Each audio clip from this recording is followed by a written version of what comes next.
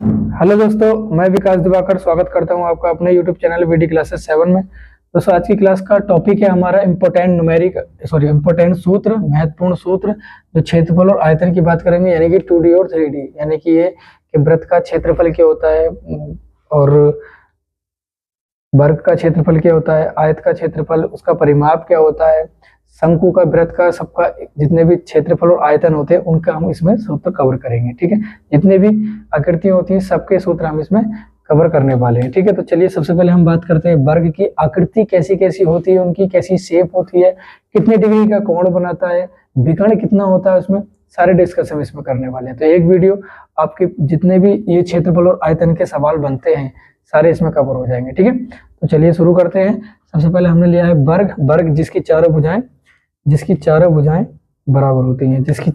बराबर होती हैं, वर्ग कहलाता है। ये मैंने लाइन इसलिए खींची है क्योंकि सब एक जैसी हैं, तो चारों आपस में बराबर हैं। प्रत्येक कोण इसका 90 डिग्री होता है, ध्यान रखेंगे। प्रत्येक कोण 90 डिग्री का होता है।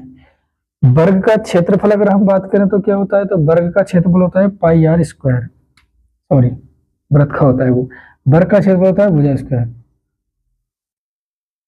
वर्ग का क्षेत्रफल भुजा स्क्वायर। अगर हमने भुजा ए ले ली तो सारी भुजाएं ए बन जाएंगी, है ना, क्योंकि सभी बराबर हैं। और उसकी जगह पर हम भुजा की जगह पर ए का स्क्वायर बोल सकते हैं, हाँ बोल सकते हैं। वर्ग का परिमाप का मतलब वह एक काम करते हैं, इसको समझने के लिए छोटा सा एग्जांपल ले लेते हैं। इसमें क्या, हमने एक तार ले लिया और वो तार चारों तरफ से ऐसे मोड़ा, चारों कॉर्नर से ऐसे मोड़ा कि वो चारों भुजाएं बराबर बन जाए।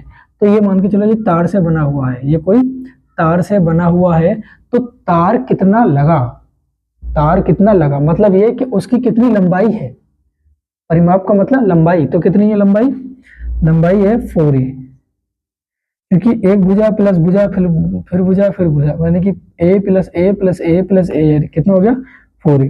विकर्ण की अगर हम बात करेंगे तो विकर्ण की लंबाई कैसे निकालते हैं, विकर्ण क्या होता है, विकर्ण होता है ये कॉर्नर आपस में मिले हुए, ऐसे ले लो, ये ऐसे ले लो, ठीक है, ये होता है विकर्ण। और इसको हम डी से भी प्रेजेंट करते हैं, डी से शो करते हैं, यानी कि क्या, डायगोनल। ठीक है, तो ये था हमारा लंबाई, इसको मैं डी बोल सकता हूं। हालांकि डी वृत्त में डायमीटर होता है, वृत्त का व्यास होता है।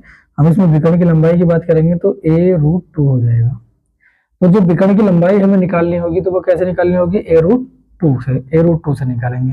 तो ये हो गया वर्ग। अब हम बात करेंगे आयत की। तो आयत होता है जिसकी आमने सामने की भुजाएं बराबर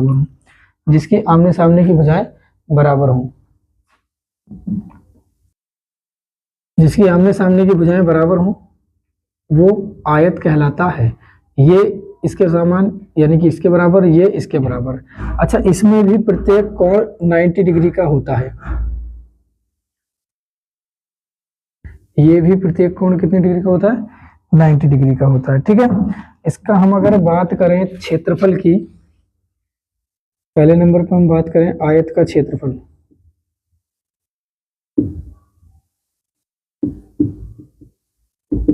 तो आयत का क्षेत्रफल क्या होता है भाई, आयत का क्षेत्रफल होता है लंबाई गुणा चौड़ाई। अगर मैंने इसकी लंबाई l ले ली तो ये भी l हो जाएगी क्योंकि आमने सामने की भुजाएं बराबर है। और इसकी चौड़ाई अगर b ले ली तो इसकी चौड़ाई भी क्या आ जाएगी, b आ जाएगी। ठीक है, तो लंबाई और चौड़ाई b, लंबाई l चौड़ाई b, तो आयत का क्षेत्रफल होता है लंबाई गुणा चौड़ाई। अच्छा, आगे हम बात करेंगे किसकी, आयत के परिमाप की। आयत का परिमाप, सॉरी क्षेत्रफल लिख रहा हूं, परिमाप, आयत का परिमाप।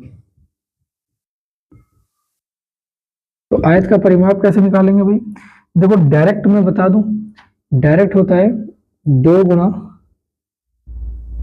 लंबाई प्लस चौड़ाई।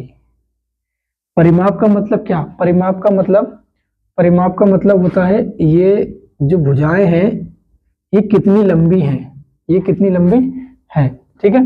तो इसको निकालने के लिए हम क्या करेंगे, देखो इसमें हमें एक छोटा सा अगर एग्जांपल से समझें कि ये सबकी सबकी भुजाएं हमें जोड़नी है, तो l plus B plus L plus ये वाला बी, ये हो जाएगा 2l, ये हो जाएगा 2b, दोनों में से 2 ले लेंगे कॉमन तो l प्लस बी। तो आयत का जो परिमाप निकला वो ऐसे निकला कि सभी भुजाओं को हमें जोड़ देना है।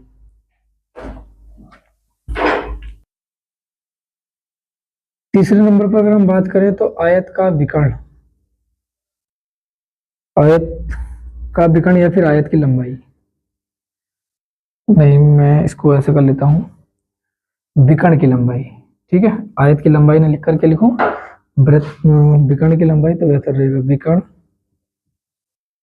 की लंबाई।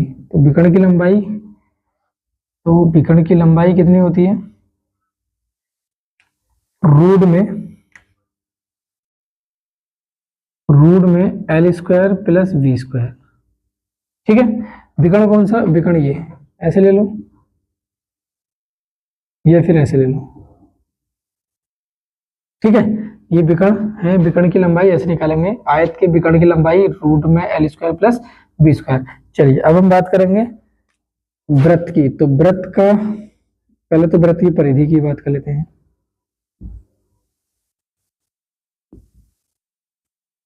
वृत्त की परिधि ही वृत्त का परिमाप कहलाती है, ठीक है।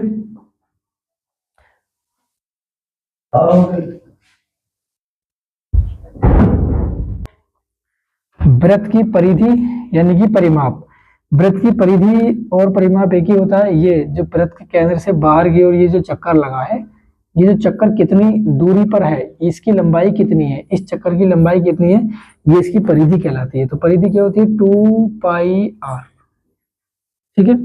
ये आपको रट्टा ही लगाने हैं, इसका कोई कॉन्सेप्ट नहीं है। 2D और 3D के जितने भी फॉर्मूले होते हैं सूत्र तो रट्टा ही लगाने होते हैं। वृत्त का क्षेत्रफल,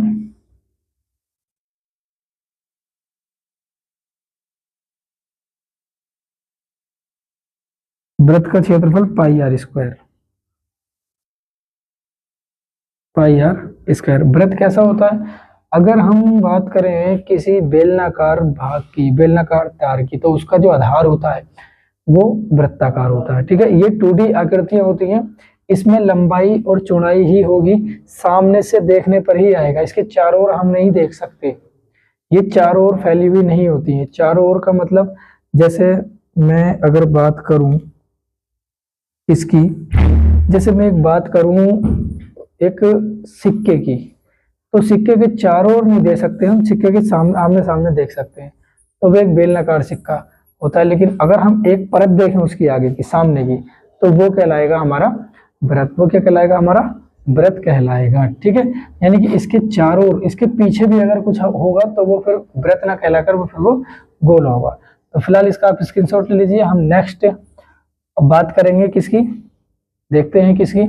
अच्छा एक चीज ध्यान रखना, वर्ग और आयत, इससे हमारे बहुत सी चीजें बनेंगी, तो ध्यान रखना कि वर्ग में 90 डिग्री का कोण है, आमने सामने की भुजाएं बराबर है।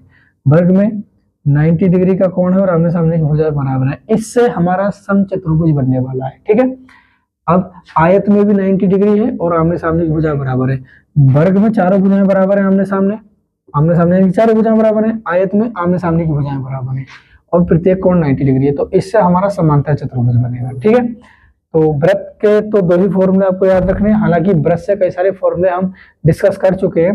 एक मैंने वृत्त के सामान्य परिचय के बारे में बताया था, वृत्त से ही रिलेटेड सारी चीजें बताई थी, जिसमें मैंने जीवा बताई थी, अव्यास बताया था, अंतःवृत्त बताया था, वृत्ताखंड की त्रिज्या, लघुखंड की त्रिज्याखंड, त्रिज्याखंड का क्षेत्रफल, लघु वृत्ताखंड का क्षेत्रफल, और जीवा कितनी बन सकती हैं, स्पर्श रेखाएं कितनी हो सकती हैं, स्पर्श बिंदु कितने हो सकते हैं, छेदक रेखा क्या होती है। वृत्त से रिलेटेड मैंने स्पेशल वीडियो बनाया हुआ है, वो चैनल पर डाला हुआ है, आप वो जरूर देख लीजिए, क्योंकि उससे वृत्त के बारे में आपको बहुत कुछ जानने को मिलेगा। तो चलिए आप इसका स्क्रीनशॉट लीजिए। हम बात करेंगे अब नेक्स्ट आकृति की, और नेक्स्ट आकृति हम कौन सी लेंगे अभी देखते हैं। तो चलिए बात करते हैं अब हम समचतुर्भुज की। समचतुर्भुज में क्या होता है, सबसे पहले हम इसकी डिटेल जान लेते हैं कि समचतुर्भुज क्या होता है। देखिए मैंने अभी बताया था कि वर्ग में चारों भुजाएं समान होती हैं, और प्रत्येक कोण 90 डिग्री का होता है। ठीक है, इसमें हम बात करेंगे समचतुर्भुज में भी चारों भुजाएं समान होती हैं, चारों भुजाएं समान होती हैं, ये चारों भुजाएं समान होती हैं, लेकिन इसमें कोण 90 डिग्री नहीं बनता। हाँ, कोण 90 डिग्री नहीं बनता है। अगर हम इसके विकर्णों की बात करें तो विकर्ण ये हैं, तो विकर्ण जो होते हैं ना, ये प्रत्येक 90 डिग्री के कोण पर आपस में विभाजित करते हैं, यहाँ पर 90 डिग्री बनता है कोण। ठीक है, तो समचतुर्भुज का क्षेत्रफल करके हम बात करें तो 1/2 और विकर्णों का गुणनफल,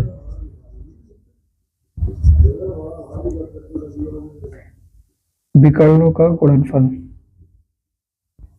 विकर्णों का गुणनफल। ठीक है, इतना ही काफी है। आगे हम बात करेंगे समांतर चतुर्भुज की, और समांतर चतुर्भुज में क्या होता है, देखिए समांतर चतुर्भुज किससे मिलकर बनता है, आयत से मिलकर बनता है। किससे, आयत से मिलकर बनता है। ठीक है, ये किससे मिलकर बनता है, आयत से। आयत में क्या होता है, आमने सामने की भुजाएं बराबर होती है, तो ये आमने सामने की भुजाएं आपस में इसके बराबर है, लेकिन इसमें प्रत्येक कोण 90 डिग्री का नहीं बनता है, और इसका विकर्ण भी एक दूसरे को 90 डिग्री पर नहीं काटते हैं, इसलिए मैंने विकर्ण इसमें बनाई भी नहीं। तो समांतर चतुर्भुज का क्षेत्रफल का फॉर्मूला होता है आधार गुणा शीर्षलंब। तो आधार गुणा शीर्षलंब, आधार क्या, आधार है ये, तो शीर्षलंब क्या, शीर्षलंब ये कि दोनों समांतर भुजाओं के बीच की दूरी जो होती है, जैसे कि मैंने यहाँ से क्या डाल दिया, मैंने यहाँ से एक लंब डाल दिया, तो ये क्या हो जाएगा, शीर्षलंब बन जाएगा। ये क्या है, ये शीर्षलंब है। ठीक है, तो आधार बन गया ये और शीर्षलंब हो गया ये, क्योंकि यहाँ पर 90 डिग्री बन जाएगा ये आपस में।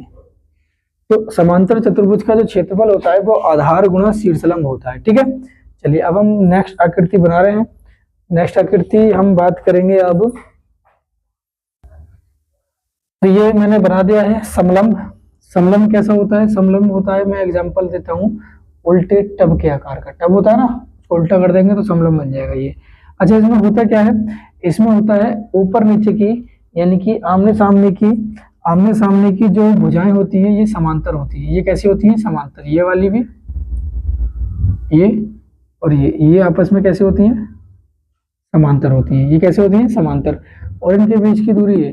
तो समलंब का अगर हम क्षेत्रफल की बात करें तो समलंब का क्षेत्रफल होता है समांतर भुजाओं का गुणनफल, समांतर भुजाओं का गुणनफल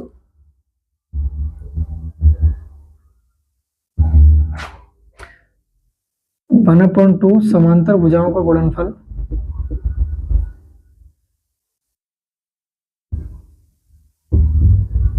भुजाओं का गुणनफल और गुणा इनके बीच की दूरी, बीच की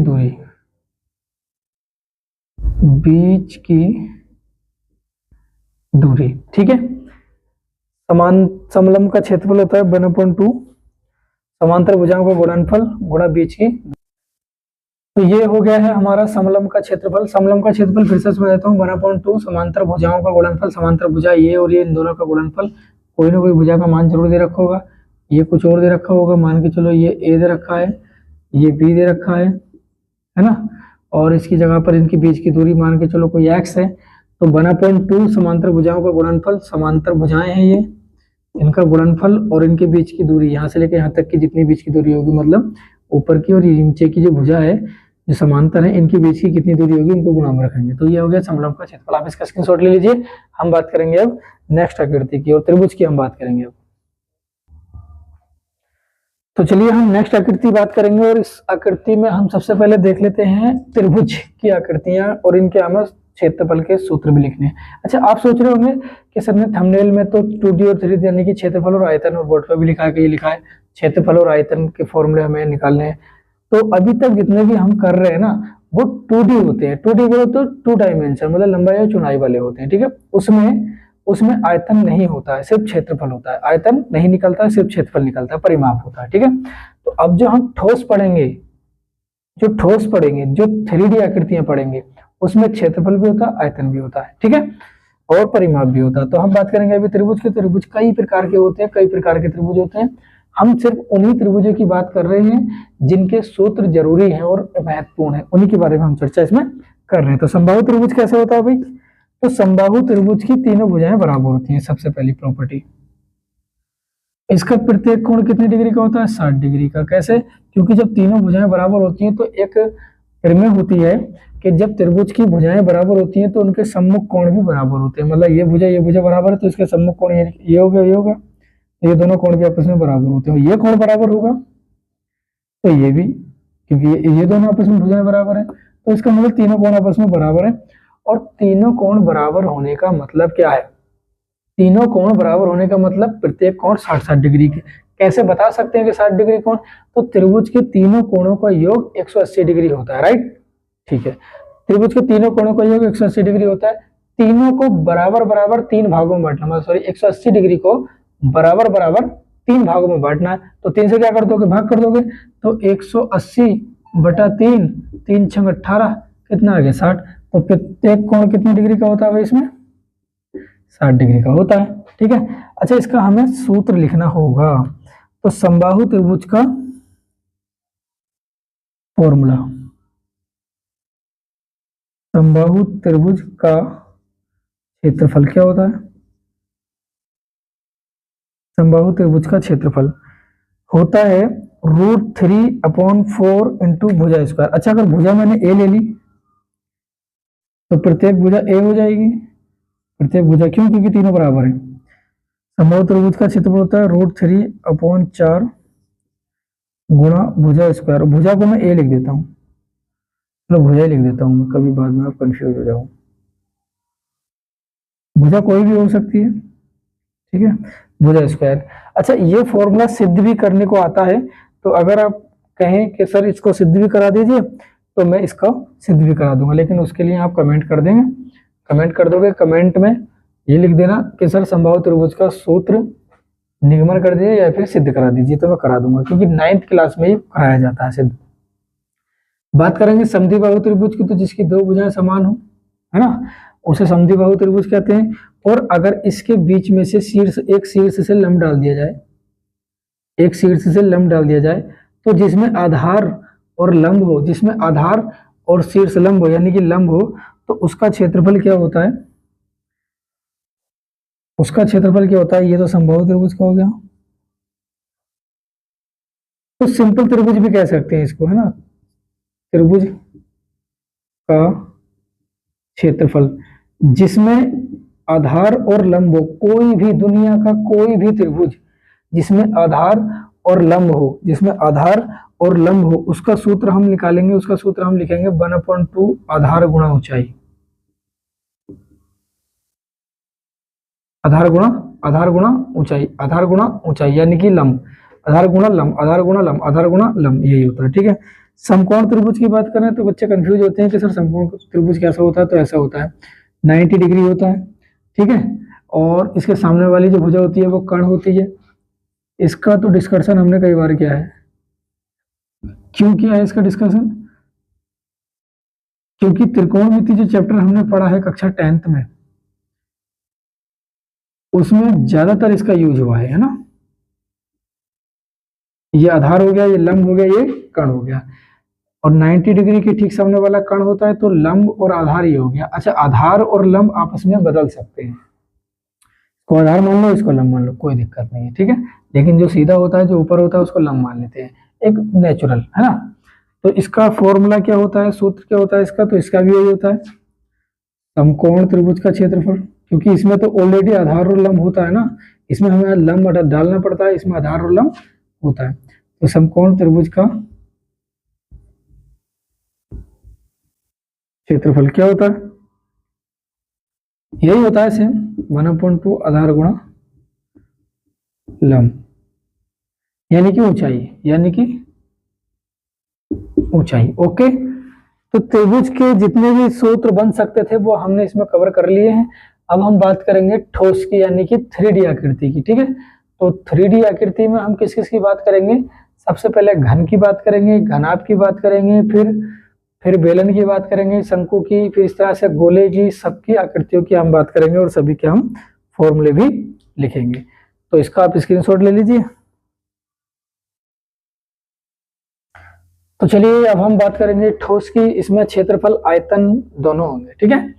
बात करेंगे घन की। सबसे पहले घन होता कैसा है, तो घन होता है जिसकी 6 भुजाएं होती हैं, 6 की 6 बराबर होती हैं। कैसे पहचानेंगे, तो मैं आपको बताऊं कि जो पासा होता है ना, लूडो खेलने वाला जो पासा होता है, वो एक क्यूब यानी कि घन का उदाहरण है। जैसे मेलों में मिलता है ना क्यूब, कट मिलाने, रंग मिलाने वाला, कलर मिलाने वाला कट जो होता है ना, वो भी क्या होता है, घन होता है। तो कई सारे एग्जांपल हम अपनी रियल लाइफ में यूज करते हैं। अब इसका होता क्या, कैसे पहचानेंगे, इसकी सभी भुजाएं बराबर होती है। कितनी भुजाएं होती है, 6 होती है। माना कि इसकी एक भुजा ए है, दूसरी भी होगी, यानी कि लंबाई ए, चौड़ाई ए और ऊंचाई भी ए, ठीक है। ये भी ए, ये भी ए और ये भी ए। तो सभी की सभी भुजाएं बराबर होती हैं। तो घन का जो परिमाप होता है, कितनी भुजाएं होती है, 6। तो 6 गुणा भुजा, 6 गुणा भुजा, और भुजा हमने ए मानी है तो 6 गुणा ए आ जाएगा, ठीक है। इसको हम ऐसे भी लिख सकते हैं 6a। अब घन का क्षेत्रफल क्या होता है, तो घन का क्षेत्रफल होता है, घन का क्षेत्रफल हम निकालेंगे तो देखो, घन का क्षेत्रफल हम कैसे करेंगे, 6 भुजाएं हैं, 6 भुजाएं हैं और प्रत्येक भुजा वर्ग है। प्रत्येक भुजा क्या है, इसमें वर्ग खाना बना रहा है। तो 6 गुणा भुजा स्क्वायर क्या बन जाएगा, घन का क्षेत्रफल बन जाएगा 6 गुणा भुजा स्क्वायर। घन का आयतन होता है भुजा की क्यू, भुजा की क्यू, ठीक है। ये घन के हो गए। घनाभ की बात करेंगे। अच्छा, इसको बनाया कैसे, कुछ बच्चे सोचेंगे कि सर हमसे बनाने नहीं आ रहा, तो मैं इसको अभी ट्यूटोरियल कर देता हूँ। इसका कैसे बनाते हैं, आप 2 वर्ग बनाइए। यहाँ पे मैं बना देता हूँ, शायद यहाँ पे दिख जाएगा आपको। मैंने 2 वर्ग बना दिए, छोटा सा बना देता हूँ आपके लिए। एक वर्ग ये और एक इसके बीच में से वर्ग बना दिया ऐसे काटते हुए, ठीक है। इसको इससे मिला दो, इसको इससे मिला दो, इसको इससे मिला दो, इसको इससे मिला दो, बन गया घन, है ना। ऐसा कर लेना। अब बात करेंगे घनाभ की। तो घनाभ यानी कि इंग्लिश में बोलते हैं क्यूबॉइड। कैसा होता है, जिसमें लंबाई अलग हो, चौड़ाई अलग हो और ऊंचाई अलग हो। लंबाई अलग हो, चौड़ाई ऊंचाई हो, चौड़ाई अलग हो, ऊंचाई अलग हो। जैसे जैसे मैं एक बात एग्जाम्पल की करूं, तो जैसे हम बात करते हैं ईंट की, तो ईंट भी क्या होता है, एक घनाभकार होती है, सॉरी घनाभकार, ठीक है। और माचिस की अगर मैं बात करूं, मैच बॉक्स जो होता है माचिस, उसकी भी आकृति कैसी होती है, घनाभ के आकार की होती है। कैसी होती है, घनाभ। लंबाई अलग होती है, चौड़ाई कुछ और होती है, ऊंचाई कुछ और होती है। ऐसे ही ईंट में होता है, इसमें भी होता है। और मैं बात करूं, हमारे पास जो मोबाइल होता है वो भी एक घनाभकार है। जो हमारे पास बुक होती है वो भी क्या, एक घनाभकार है। लेकिन अगर बुक का एक पेपर ले लिया जाए, किताब का या रजिस्टर का एक पेपर ले लिया जाए, एक सिंगल पेपर, तो वो फिर घनाभ नहीं होगा। क्यों, क्योंकि उसमें ऊंचाई नहीं होगी। तो वो कैसा बन जाएगा, फिर वो आयताकार बन जाएगा। फिर वो कैसा बन जाएगा, आयताकार बन जाएगा, ठीक है। तो ये घनाभ है। इसकी अगर हम बात करें तो घनाभ में क्या क्या स्पेशल होता है, तो लंबाई अलग होती है, तो लंबाई को मैंने लिख लिया L, चौड़ाई को लिख लिया मैंने B और ऊंचाई को मैंने लिख लिया H, ठीक है। तो ये लंबाई भी L हो जाएगी इसकी, ये चौड़ाई B हो जाएगी और ये ऊंचाई H हो जाएगी। इतनी बात क्लियर, ठीक है, क्लियर। घनाभ का वक्र पृष्ठीय क्षेत्रफल की अगर हम बात करें, तो घनाभ का वक्र पृष्ठीय क्षेत्रफल होता है 2 गुणा ऊंचाई लंबाई प्लस चौड़ाई, 2 गुणा ऊंचाई लंबाई प्लस चौड़ाई। ये घनाभ का वक्र पृष्ठीय क्षेत्रफल होता है। घनाभ का संपूर्ण पृष्ठीय क्षेत्रफल क्या होता है, तो 2 गुणा लंबाई गुणा चौड़ाई गुणा में है, चौड़ाई गुणा ऊंचाई और ऊंचाई गुणा लंबाई, ठीक है। 2 गुणा लंबाई गुणा चौड़ाई प्लस चौड़ाई गुणा ऊंचाई प्लस ऊंचाई गुणा लंबाई, ठीक है। जैसे कि मैं बात करूँ, एक कमरा है जो घनाभ के आकार का है ना, उसकी जो ऊपर की छत है वो भी आयताकार है, नीचे का जो फर्श है वो भी आयताकार है, इधर वाली दीवार भी आयताकार, इधर वाली दीवार भी आयताकार और सामने वाली भी और इधर वाली भी, सब आयताकार है, ठीक है। अगर मैं ऊपर की छत को खत्म कर दूं, ऊपर की छत को खत्म कर दूं, नीचे की छत को खत्म कर दूं, तो वक्र पृष्ठीय जो चारों तरफ की दीवारें हैं उसका जो क्षेत्रफल होगा वो क्या होगा, वो होगा 2 गुना लंबाई प्लस चौड़ाई, ये होगा। ठीक है, अगर मैं संपूर्ण पृष्ठ की बात करूं, संपूर्ण पृष्ठीय क्षेत्रफल की बात करूं, किसकी, घनाभ के, तो संपूर्ण पृष्ठीय क्षेत्रफल कैसा होता है, ऊपर की दीवार भी, ऊपर की छत, नीचे का फर्श और चारों तरफ की दीवारें, चारों, तो सभी 6 की 6 भुजाओं को जो संपूर्ण पृष्ठीय क्षेत्रफल होता है किसका, घनाभ का, वो होता है 2 गुना लंबाई गुना चौड़ाई प्लस चौड़ाई गुना ऊंचाई प्लस ऊंचाई गुना लंबाई। एक बार फिर से बोलेंगे मेरे साथ साथ, 2 गुना लंबाई गुना चौड़ाई प्लस चौड़ाई गुना ऊंचाई प्लस ऊंचाई गुना लंबाई। ठीक है, अब हम बात करें घनाभ के आयतन की, तो वही सेम क्या, लंबाई गुना चौड़ाई गुना ऊंचाई, ये होता है। ठीक है, घनाभ का आयतन। बात करेंगे बेलन की, तो बेलन में हम क्या करेंगे, देखो बेलन ऐसा होता है, ये जो मार्कर है ना, इतना भाग आपको दिख रहा होगा, ये मार्कर है, यहाँ से लेके इतना भाग, ये सब क्या है, ये है बेलनाकार, ये इतना भाग क्या है, बेलनाकार। अगर मैं इसकी ये नेवी जो ब्लू कलर की है ये मैं हटा दूं, तो इसके इधर वाला जो भाग है, ये वाला जो भाग है, यहाँ तक ये वाला, तो ये क्या है, बेलनाकार है। ये कैसा है, बेलनाकार है। ठीक है, बेलन वो रोटियां बेलने वाला नहीं, हाँ वो भी बेलनाकार होता है, लेकिन वो बीच का भी अलग होता है और साइडों के जो हाथ पकड़ने की होती है वो अलग होती है, तो वो बेलनाकार भी होता है लेकिन बीच का भाग होता है उसका। ठीक है, बेलनाकार हर एक पाइप, जैसा पाइप होता है पानी वाला पाइप, टोटी टंकी वाला पाइप, वो भी कैसा होता है, बेलनाकार होता है। सिलेंडर भी एक बेलनाकार होता है, सिलेंडर मतलब बेलन ही होता है, इंग्लिश में सिलेंडर ही बोलते हैं उसको, है ना। तो ये सब कितनी कैसी आकृतियां हैं, बेलनाकार है। हमारे पास जो पेन होता है, पेन का भी जो बीच का भाग होता है, जैसे कि मार्कर में होता है, वो भी एक बेलनाकार होता है। ठीक है, तो इसके यहाँ से यहाँ तक की अगर मैं ऊंचाई की बात करूं, तो यहाँ से लेकर यहाँ तक की ऊंचाई की मैंने बात कर ली h है।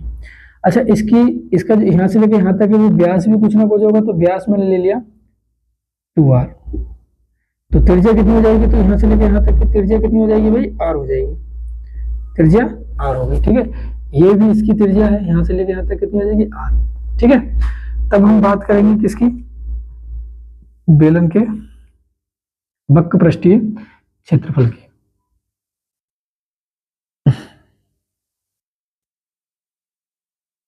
बेलन का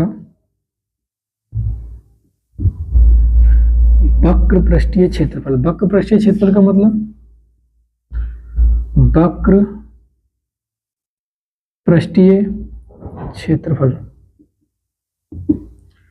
वक्र पृष्ठीय क्षेत्रफल होता है 2 pi R H, 2 pi R H. ठीक है, 2 पाई आर एच वक्र पृष्ठीय क्षेत्रफल, मतलब आधार नहीं लिया है हमने इसमें, ये वाला नहीं लिया है, ये नहीं लिया है इसमें। अगर हम बात करें संपूर्ण पृष्ठीय क्षेत्रफल की, बेलन का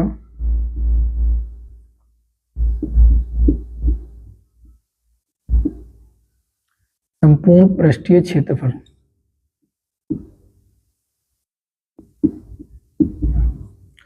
तो संपूर्ण पृष्ठीय क्षेत्रफल क्या होता है, अब इसमें आधार भी जुड़ जाएगा, 2 पाई आर एच तो होता ही है, प्लस 2 पाई आर एच तो होता ही है, प्लस इसमें आधार भी जुड़ जाएगा। वो आधार कैसा है हमारा, वृत्ताकार।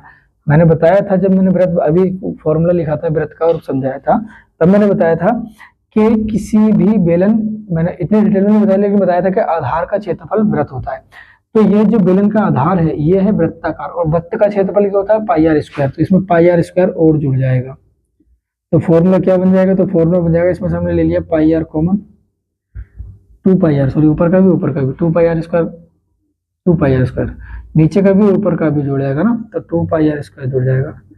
2 पाई हमने ले लिया कॉमन और एक आर कॉमन ले लिया, तो यहाँ पर बचेगा h प्लस के r। तो संपूर्ण पृष्ठीय क्षेत्रफल क्या आ गया, बेलन का संपूर्ण पृष्ठीय क्षेत्रफल आ गया 2 पाई r और ब्रैकेट में h प्लस r। अब हम किसकी बात करेंगे भाई, बेलन की ही बात कर रहे हैं, बेलन की ही बात करेंगे, का ही बात कर रहे हो, बेलन का आयतन ले लो।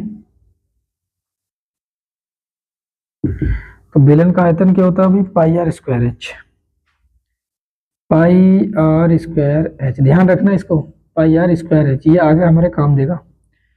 तो आप इसका स्क्रीनशॉट ले लीजिए, है ना। अब हम बात करेंगे किसकी, शंकु की।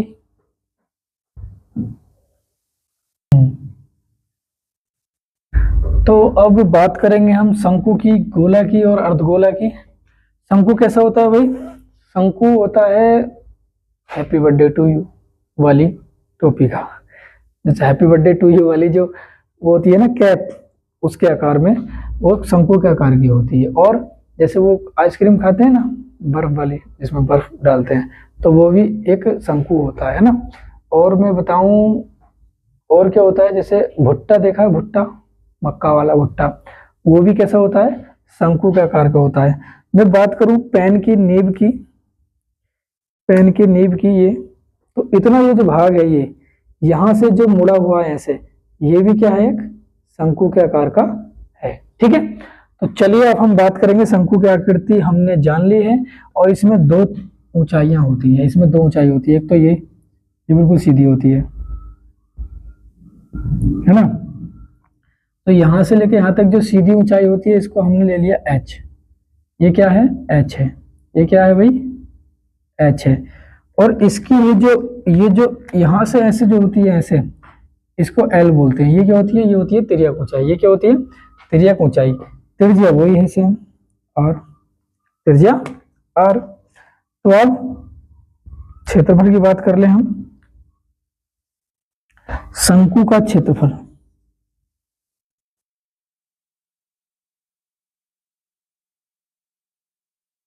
शंकु का क्षेत्रफल होता है पाई आर एल। ये एल क्या है, ये एल क्या है, तो एल है क्या, एल है तिर्यक ऊंचाई। यहां पर मैं लिख देता हूं, एल क्या है, एल है तिर्यक ऊंचाई। और अगर सवाल में तिर्यक ऊंचाई ना दी हो, एल तिर्यक ऊंचाई एल, अगर सवाल में तिर्यक ऊंचाई ना दी हो, तब क्या करोगे, तब इसमें हम निकालेंगे, तिर्यक ऊंचाई निकालने का फॉर्मूला होता है H square plus R square. ये कोई अलग से नहीं बनाया गया है, ये इसी से बनाया गया है। देखो ऊपर से अगर हम लंब डालेंगे तो ये ऊंचाई बन जाएगी, 90 डिग्री कोण पर आएगा। इसका मतलब ये क्या है, समकोण बन रहा है। ये क्या बन रहा है, एक तरफ से समकोण, ऐसे ले लो या ऐसे ले लो, ऐसे ले लो या ऐसे ले लो, है ना। ये भी तो तिर्यक ऊंचाई है, ये भी क्या है, तिर्यक ऊंचाई है। ठीक है, तो इसमें समकोण बन रहा है। तो समकोण क्या होता है, जब हम ये निकालेंगे एल निकालेंगे, तो कर्ण स्क्वायर बराबर लंब स्क्वायर प्लस आधार स्क्वायर। तो लंब तो हमारे पास एच है ना, लंब क्या है, एच है। यहाँ पर लिख देता हूं मैं, बीच में लिख देता हूँ, लंब क्या है एच, आधार क्या है आर। तो जब कर्ण का स्क्वायर निकालेंगे तो H square plus R square, और स्क्वायर हटा के रूट चढ़ा देंगे, तो वही है, कुछ अलग से नहीं है ना। तिर्यक ऊंचाई निकालने का फॉर्मूला ये है। अब हम बात करेंगे शंकु का आयतन। अच्छा, ये बी हो गया और ये हमारा सी हो गया। शंकु का आयतन कैसे याद करेंगे, कैसे याद करेंगे, अभी याद हो जाएगा। बेलन का आयतन क्या था भाई, बेलन का आयतन था pi r square h, pi r square h. शंकु का आयतन क्या बन जाएगा, बेलन के आयतन का एक तिहाई, बेलन के आयतन का एक तिहाई, 1/3 पाई आर स्क्वायर एच। ठीक है, शंकु समझ में आ गया। ठीक है, अब हम बात करेंगे गोले की, अर्ध गोले की और गोले की। सबसे पहले हम गोले की बात करेंगे, स्फीयर की। अच्छा, इसको हम कौन बोलते हैं, इसको गोला यानी कि स्फीयर बोलते हैं। तो सबसे पहले हमें तो इसमें ये पहचानना होगा कि सर ये गोला है क्या, अभी तो वृत्त बनाया था, इतनी जल्दी गोला कैसे। दोनों में फर्क क्या है, तो दोनों में फर्क है ये भाई कि ये ठोस है, इसको हम चारों तरफ से देख सकते हैं, इसको हम चारों तरफ से देख सकते हैं। मैं इसको ब्लू पेन से करूंगा तो ज्यादा बेहतर लगेगा।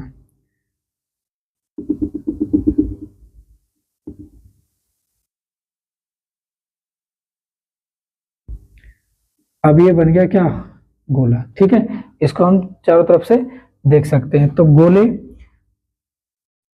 का क्षेत्रफल निकालेंगे अब हम, गोले का क्षेत्रफल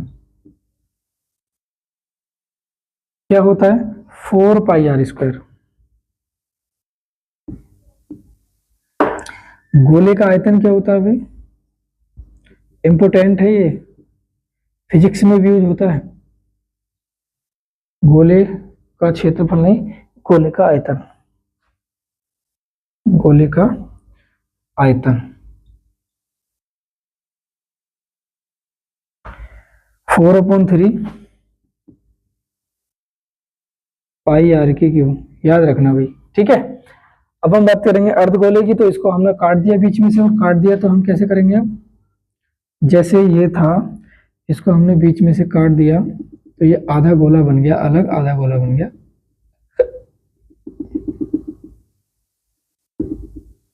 ठीक है, आधा गोला अलग, आधा गोला अलग। तो इसको मैंने ले लिया एक तरफ और इसको ले लिया एक तरफ, थोड़ा सा इसको मैंने अलग अलग कर दिया, ठीक है, ये मैंने अलग अलग कर दिया, ठीक है। तो अर्धगोला बन गया। अर्धगोले का हमें क्षेत्रफल लिखना है।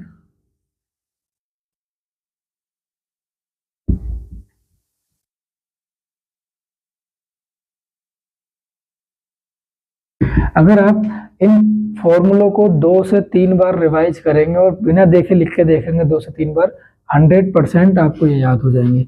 अर्धगोले का क्षेत्रफल होता है, देखो जो गोले का क्षेत्रफल होता है उसी का आधा करना है हमें, अर्धगोला बन जाएगा तो 4πr² है, गोले का क्षेत्रफल अर्धगोले को हो जाएगा 2πr², क्योंकि आधा कर देना है, 2 से भाग कर देनी है। अर्धगोले का आयतन की अगर हम बात करें तो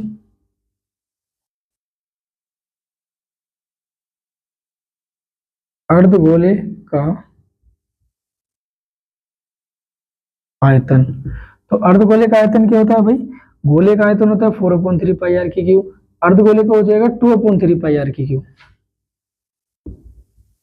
2/3πr²। एक इंपॉर्टेंट अर्धगोले में, अर्धगोले का संपूर्ण क्षेत्रफल,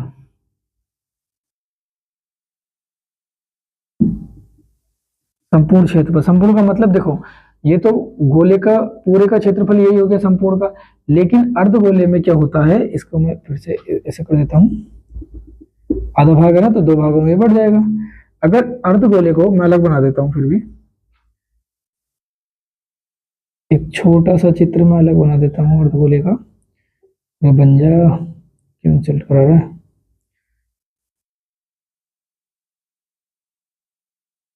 कि मैंने गोला बना दिया अर्धगोला अलग से, और अर्धगोले को मैंने दर्शा दिया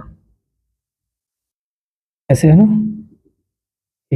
तो एक बात बताओ, इसमें अर्धगोला तो है, अर्धगोले का क्षेत्रफल क्या है 2πr², लेकिन इसमें एक आधार भी तो है, एक इसमें आधार भी तो बन गया, तो आधार का क्षेत्रफल क्या होता है πr², तो 2πr² में 1πr² जोड़ेंगे तो क्या बन जाएगा 3πr², बस ये इंपोर्टेंट है इसलिए लिख पाया था 3πr², मतलब ये कि अर्धगोले का संपूर्ण क्षेत्रफल क्या होता है 3πr²। कई बार एग्जाम में यही पूछ लिया जाता है कि अर्धगोले का संपूर्ण क्षेत्रफल क्या होता है, तो क्या होता है भाई 3πr²। क्लियर, चलिए अब इसका स्क्रीनशॉट ले लीजिए, हम बात करेंगे अब आगे।